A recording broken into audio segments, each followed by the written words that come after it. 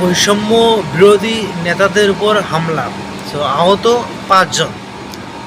So এরা মনে করেন যে কিছুদিন গেলে শুধু যদি নির্বাচনটা হয়ে যায়, নির্বাচন হয়ে যাওয়ার পরে এরা যে কীরম বিপদের মধ্যে পড়বে সেটা আল্লাহ মাহমুদে ভালো জানে। দেখেন, এদিকে আবার একটা দল, যেই দলটা মানুষকে হত্যা করলো, কতগুলো ছাত্রকে মানে পুলিশের দ্বারা মারলো, কিন্তু আবার দেখেন এই দলটাকেই কিছু কোনো ভিন্ন ভিন্ন কয়েকটা দল আছে, তারা এদেরকে আবার পুনর্গঠন করার চেষ্টা করতেছে।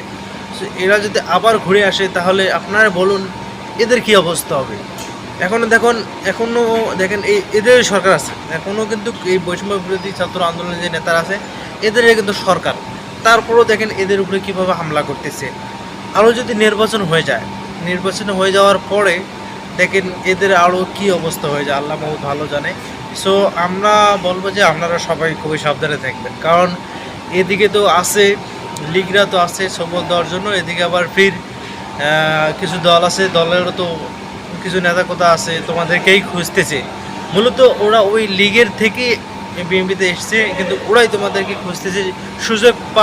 সুযোগ যদি পায় না, পেলেই কিন্তু সবল মারবে।